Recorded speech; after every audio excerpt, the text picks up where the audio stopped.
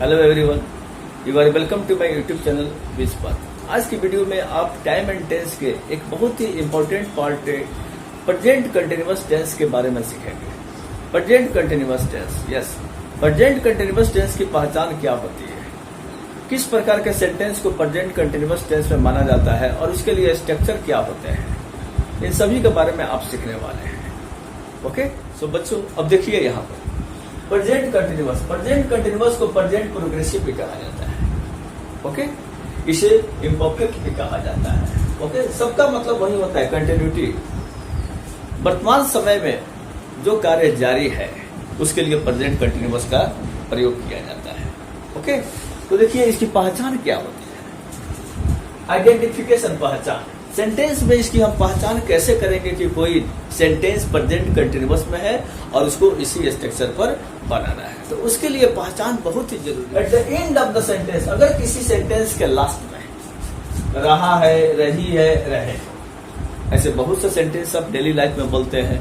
मैं पढ़ रहा हूँ, बच्चे खेल रहे हैं, वे लोग पटना जा रहे हैं, वे लोग दिल्ली से आ रहे हैं। डेली लाइफ में सुबह से लेकर शाम तक आप बहुत से सेंटेंसेस ऐसे बोलते हैं जिसके अंत में रहा है, रही है, रहे हैं होते हैं, जो वर्तमान समय में कंटिन्यूटी को बताता है। बोलने के समय में जो कार्य हो रहा होता है या बोलने के समय में नहीं भी हो रहा है लेकिन इन दिनों चालू है, कंटिन्यू है, उसके लिए प्रेजेंट कंटिन्यूअस टेंस का प्रयोग किया जाता है। तो उसके लिए स्ट्रक्चर क्या होते हैं और वो जो स्ट्रक्चर जो होते हैं अफर्मेटिव में क्या होते हैं, नेगेटिव में क्या होते हैं, ओके, इंट्रोगेटिव में क्या होते हैं, WH में क्या होते हैं, इन सभी को सीखने वाले हैं, तो मेरे साथ बने रहिए। आइए देखिए यहाँ अफर्मेटिव। देखिए अफर्मेटिव में इसका स्ट्रक्चर क्या हो जाएगा, subject plus is, am, are plus V4 plus ING। V4 इसका कंसेप्ट मैं आपको बता चुका हूँ। V4 में क्या होता है, यानी V1 में हम अगर ING ऐड कर देते हैं तो ये V4 बन जाता है, यानी मेन वर्ब में जब हम ING लगा देंगे तो क्या बन जाएगा, V4 बन जाएगा। ठीक है ना। इस प्रकार के सेंटेंस में दो प्रकार के वर्ब होते हैं, एक मेन वर्ब होता है, एक हेल्पिंग वर्ब होता है। यहाँ पर देखिए, यहाँ पर ये V4 जो होगा मेन वर्ब होगा आपका, और यहाँ पर इज, एम, आर जो होगा ये हेल्पिंग वर्ब होगा, जो सेंटेंस कंप्लीट करने में इस मेन वर्ब की सहायता करता है, इसको हेल्प करता है। That's why it is called what, helping verb. Okay, अब यहाँ देखिए अदर वर्ड होगा तो यहाँ पर अदर वर्ड का प्रयोग किया जाएगा। इसी का निगेटिव में क्या बनेगा, निगेटिव में बस ध्यान रखना है, यहाँ पर नोट लगाएंगे। ये सबके साथ इज, एम, आर चाहे जो भी है सब्जेक्ट के हिसाब से, सब्जेक्ट के हिसाब से यहाँ पर इज, एम, आर का प्रयोग करना है। अगर ही होगा तो उसके लिए क्या आएगा, ई जाएगा। ओके, अगर सी होगा तो उसके लिए क्या आएगा, ई जाएगा। ओके, अगर आई होगा तो उसके लिए क्या आएगा, एम आएगा। अगर यू होगा तो उसके लिए क्या आएगा, आर आएगा। अगर दे होगा तो उसके लिए क्या आएगा, आर आएगा। यहाँ देखिए निगेटिव में आपका ये हो गया। इंट्रोगेटिव में क्या होगा, इंट्रोगेटिव में बस सीधी से फंडा है, यहाँ पर दिमाग रखना है, सीधा सा ट्रिक है। Is, am, are, is, am, are को आपको यहाँ पर डाल देना है। कहने को मतलब सब्जेक्ट के हिसाब से होगा, जैसा सब्जेक्ट होगा उसके हिसाब से आपका यहाँ पर इज, एम, आर तीनों में से कोई एक होगा। ओके, यहाँ पर इज, एम, आर का सिलेक्शन आपको सब्जेक्ट के हिसाब से करना है, ये दिमाग में आपको रखना है। ओके, नाउ उसके बाद सब जगह यहाँ पर V4 होगा। V4 सब जगह होगा, चाहे किसी भी प्रकार का वो आपका सेंटेंस क्यों ना हो, चाहे अफर्मेटिव हो, नेगेटिव हो, इंट्रो हो, WH हो, सभी जगह आपका डेट्स कॉमन V4 ही रहेगा। Okay, is, am, are subject के हिसाब से आएगा। बस सेंटेंस पैटर्न में थोड़ा सा ध्यान रखना है। निगेटिव में नॉट का स्थान कहाँ होगा, इंट्रोगेटिव में नॉट का स्थान कहाँ होगा, ओके, सब्जेक्ट का स्थान कहाँ होगा, इसको थोड़ा सा ध्यान रखना है।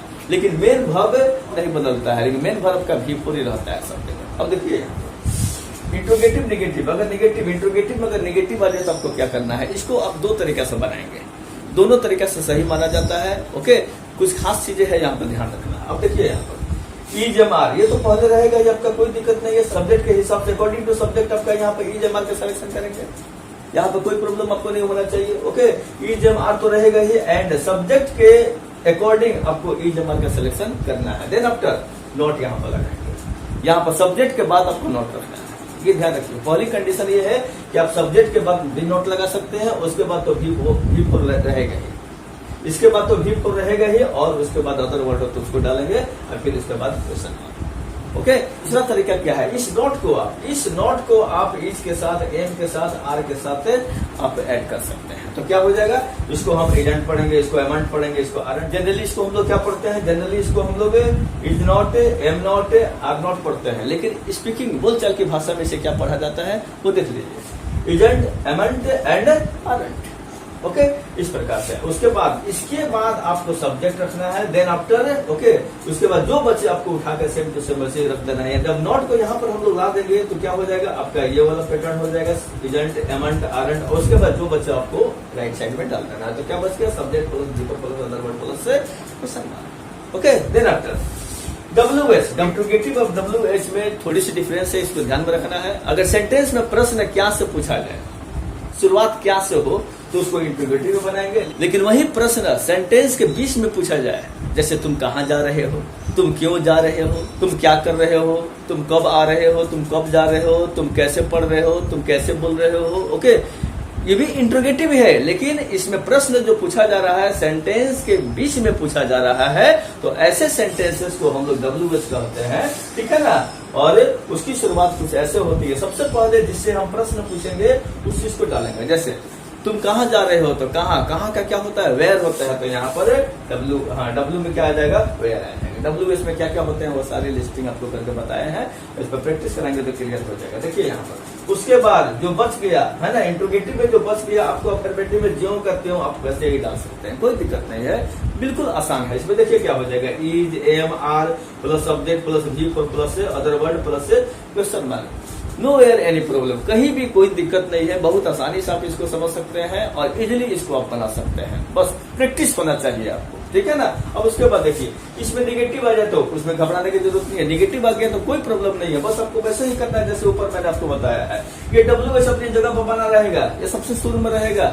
जब प्रश्न सेंटेंस के बीच में पूछा जाएगा, ओके, तो WH का पोजीशन इंग्लिश में सबसे पहले रखा जाएगा। उसके बाद इंट्रोगेटिव वाला आपको सेंटेंस पैटर्न ध्यान में रखना है। इंट्रोगेटिव के जैसे मैंने बताया है सेम टू वैसे ही आपको यहाँ पर रख देना है। अब देखिए यहाँ पर इंट्रोगेटिव में क्या है, is, am, are plus subject plus V4 plus other word plus question mark, ठीक है ना। इसको ऐसे ही आपको रख देना है। उसके बाद अगर निगेटिव में होगा तो क्या करना है, WH plus is, am, are plus subject के हिसाब से आपको इज, एम, आर का प्रयोग करना है। उसके बाद नोट तो लगेगा ही, okay, V4 plus other word. दूसरा तरीका मैंने बताया है, नोट को आपको कहाँ रखा जा सकता है, नोट को आप इज, एम, आर के साथ भी एडजस्ट कर सकते हैं और उसके हिसाब से वो क्या होगा। अगर इस नोट को आप यहाँ पर रखना नहीं चाहते हैं, जनरली आप यहाँ पर रखना चाहते हैं, स्पीकिंग में जनरली ऐसे ही रखा जाता है, उसको बोला जाता है प्रैक्टिस करके, तो क्या हो जाएगा आपका, देखिए WH plus isn't, एमंट and aren't plus subject plus V4 plus other word plus question mark, okay.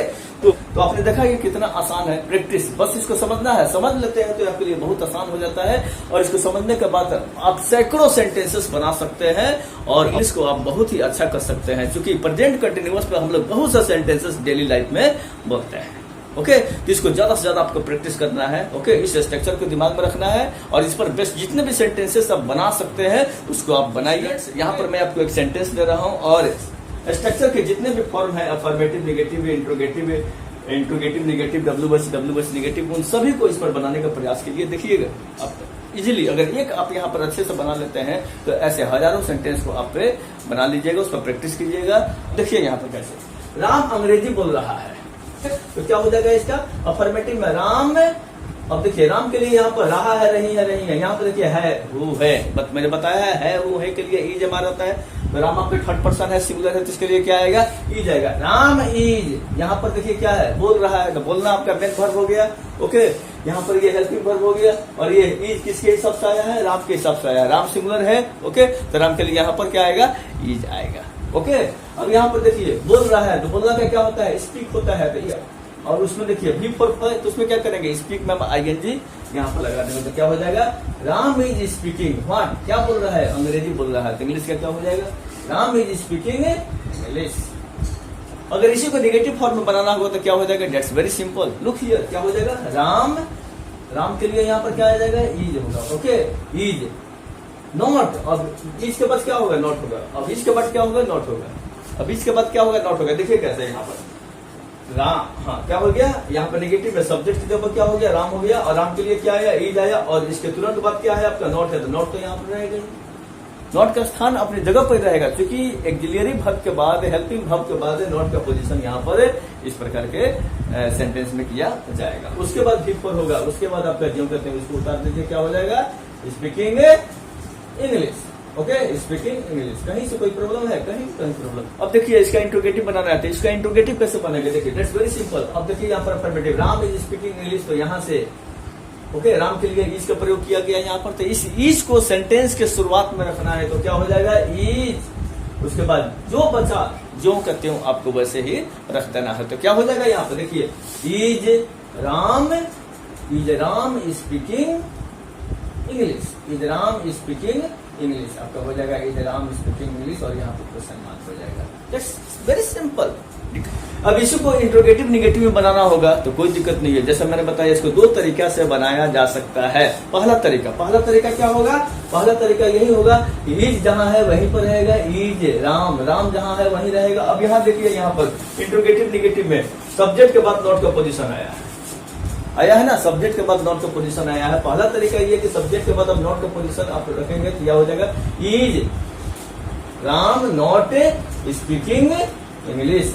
Speaking सब जगह होगा, जैसे मैंने आपको बताया, यहाँ पर भी फॉर्म में भी फोर सब जगह रहेगा। ओके, अब इसी को दूसरे तरीके से बनाना रहेगा तो आप कैसे कर सकते हैं, देखिए क्या हो जाएगा, इजेंट, क्या हो जाएगा, इजेंट राम स्पीकिंग इंग्लिश। ये दूसरे तरीके से आप इसको बना सकते हैं, isn't Ram speaking English. Actually बोलचाल में आपको जो बोलना होगा तो क्या हो जाएगा, इसको बना सकते हैं इजेंट, क्या हो जाएगा,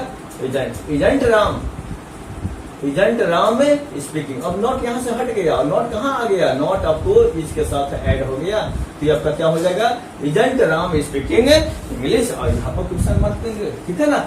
WH में बनाना होगा तो क्या हो जाएगा, जैसे राम अंग्रेजी बोल रहा है, राम अंग्रेजी कैसे बोल रहा है, कैसे कहा है, सेंटेंस के बीच में है। ओके, कैसे बोल रहा है। अब यहाँ पर देखिए, राम अंग्रेजी कैसे बोल रहा है, उसके लिए क्या हो जाएगा, अब यहाँ पर पैटर्न देखिए, यहाँ पर सेंटेंस पैटर्न देखिए WH में, राम अंग्रेजी कैसे, सबसे पहले WH कैसे का क्या हो जाएगा, हाउ, तो हाउ यहाँ पर हम लिखेंगे हाउ। उसके बाद क्या होगा, हेल्पिंग वर्ब होगा। अब बताइए, राम के लिए हेल्पिंग वर्ब क्या आएगा, राम के लिए इज आएगा, हाउ इज राम, और उसके बाद क्या हो जाएगा, बी ऊपर हो जाएगा speaking English. Very simple. Okay, क्या हो जाएगा, how is Ram speaking English. Okay, speaking English. Okay, इसी को अगर WH निगेटिव में कहा जाए, राम अंग्रेजी कैसे नहीं बोल रहा है, इसका कैसे बनेगा। ओके, अब देखिए यहाँ पर नॉट को कहाँ लाएंगे, इस के साथ लाएंगे हम, तो क्या हो जाएगा, how isn't Ram speaking English. Speaking में आपको ऐसे ही इसको बोलने का प्रैक्टिस करना है। जनरली कहना होगा तो क्या हो जाएगा, how is Ram not speaking English. Okay, generally आप ऐसे लिखते हैं, लेकिन स्पीकिंग के लिए आपको ये बोलना पड़ेगा, how isn't Ram speaking English. इससे आपका इंग्लिश से इंप्रेसिव लगता है, अच्छा लगता है। ओके, सो आपको इस पर प्रैक्टिस करना है। अब देखिए यहाँ पर प्रेजेंट कंटिन्यूअस की पहचान क्या होते हैं, वाक्य के अंत में जनरली इसका पहचान रहा है, रही है, रहे हैं, जैसे मैंने बताया। और ये कार्य बोलने के समय में भी होता है या बोलने के समय में नहीं भी होता है, तो इन दिनों यह कार्य चालू होता है, जिसके लिए इस स्ट्रक्चर का प्रयोग विभिन्न फॉर्म में किया जाता है। तो इस पर जितने भी सेंटेंस आप बोलते हैं उसको बनाने का प्रयास कीजिएगा, चाहे जो भी फॉर्म हो। मैं आपको एश्योर करता हूं कि आप आसानी से बना लीजिएगा। एक बार आपका प्रैक्टिस बढ़िया से होता है तो आप कहीं भी मिस्टेक नहीं कीजिएगा, और रियली आप अपने आप को बहुत ही अच्छे प्लेटफॉर्म पर पाइएगा, और इससे आपका इंग्लिश से राइटिंग भी अच्छा होगा और कम्युनिकेशन स्किल भी अच्छा होगा। तो बच्चों जो भी देखिए, वीडियो आपको बहुत अच्छी लगी होगी और ये वीडियो आपके लिए बहुत ही ज्यादा उपयोगी होगी। अतः शुरू से लेकर अंत तक मेरे साथ बने रहने के लिए धन्यवाद। मिलते हैं अगली वीडियो में एक नए टॉपिक के साथ। जय हिंद।